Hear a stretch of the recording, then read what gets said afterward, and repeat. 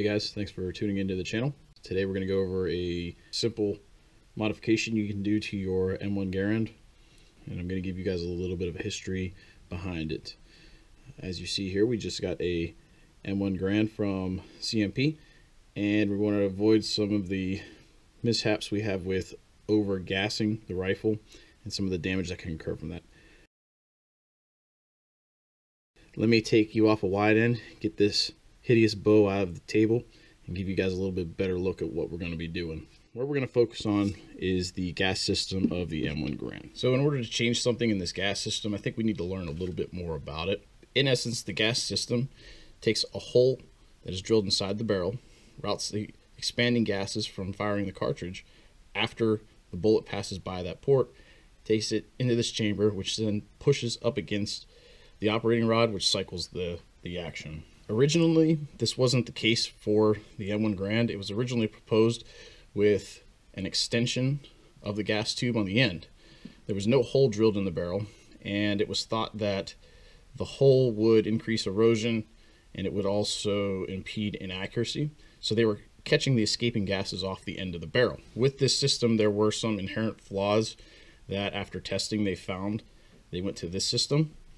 Some of those things are you have to attach your bayonet to the gas system. So that was proving troublesome because your sights are also mounted to it, as well as you're adding more leverage to the gas system. Another thing was it was hard to clean. The escaping gases are cooling off. They build up more than the hot gases do whenever the rifle is fired. And the other thing is, because you had a chamber at the end here, it was almost like the same concept of a suppressor. You're catching all those gases. We have to leave a channel way for that bullet to escape out of that barrel system. So you had the inherent flaw of bullet impacts. So that could impact the bullet and decrease your accuracy as well. Some of the benefits, like we said, with this gas system is we have a shorter system, so we have a sturdier bayonet lug on it.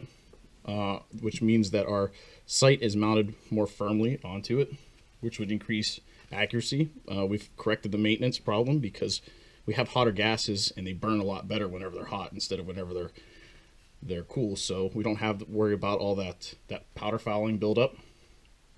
The cost was cheaper because we don't have to machine such precise parts of it, and the reliability went up, which was found in testing. And I believe that it was about 1939 was the proposal for this new gas system.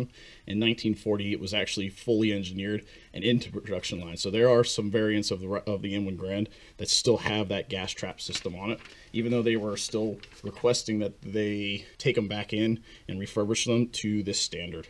The thing that we're changing out is we're changing out the gas screw.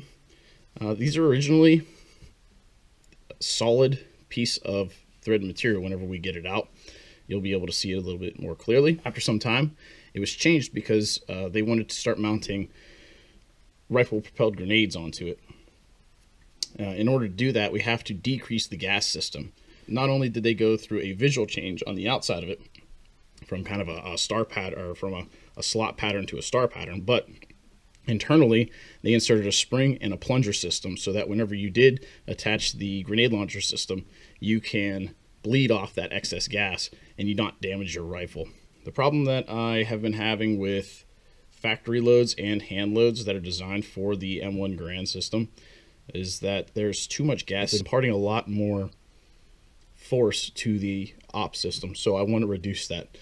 So what I've got for that is this Brownells adjustable gas system. Unpacking it, we've got our instructions on the inside. We've got an Allen wrench for adjustment. We have the actual gas plug, and we have a lock screw. What this is going to do is this is going to allow more gas to bypass that system, and I'll show you here with a flashlight. So you can see the passageways that the gas is going to escape through the front of this gas port plug. Looking at the top, you can see that there's a set screw, or a screw inside of it, and we have our separate set screw down here on our mat. All this is going to do is replace the plug in the end of the gas tube. It's going to let more gas pass by, which we will be able to adjust how much pressure it is, push it in if we want more pressure, pull it out if we want less pressure, and then use our set screw to set it to that position. We could even make this technically a bolt action rifle. And you might ask yourself, well, why is that important? Why do we want to do that? Simple fact is, less wear and tear on the operating system. It is designed for a specific type of load, the M2 ball round, as well as the tracers and AP rounds. But the basic M2 ball round is what the rifle was designed for. So a lot of hunting rounds are loaded hot, heavier weight bullets, that kind of thing. So this is going to take out a lot of those factors and let us tune the ammunition to the rifle and make the rifle last a lot longer. Some of the tools you're going to need is a large common screwdriver. I like to use the M1 Garand disassembly tool. These, you can pick them up pretty cheap. It has a bolt disassembly on one side, and then on the forward side it has the actual screw assembly for removing your gas plug. What we're going to do is remove the gas block plug. The gas block plug is shaped somewhat like this. It's going to be the simple act of taking our tool, inserting it into the gas plug, and then counterclockwise screwing. As I mentioned, you can use a large screwdriver, and it's actually in the field manuals and stuff to use a large screwdriver as well. But I have the tool, so I might as well use it. I also have a piece of cleaning rod. The nice thing about the tool, fits right in there, goes right into the end. Simple as that. And unscrew. So with the stock gas plug removed, I can show you just about how it works. You can see down inside that we have the plug through the lip that protrudes down. What would happen is the grenade launcher has a plunger on it, and what that plunger does is it doesn't fit all the way down inside of, like, it doesn't plug this completely up. It's like this Phillips head screwdriver to where it just goes inside to impart force onto that spring and push the plunger down, which allows the excess gas to escape out the front. Taking the Brownells replacement or the Schutzer replacement, it doesn't have that. We have the set screw on the inside, and I don't want to take it out because it's extremely stiff, which it needs to be. The instructions say to insert it into the rifle, and it's set to a factory setting, to tighten it down. Once it's tightened down, the rifle shouldn't cycle. And then once you fire a couple shots, to tighten the set screw on the inside, closing the gas ports off, creating more pressure in the gas system. Once the rifle reliably cycles, then you take your set screw if needed and screw it down on the inside. And that's the gist of it. So installation is really simple.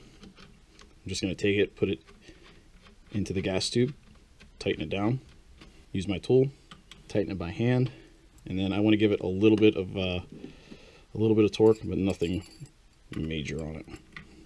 Let's move it out. You can see from this angle, it doesn't change the characteristics of the rifle whatsoever. So guys, this was just a really quick video.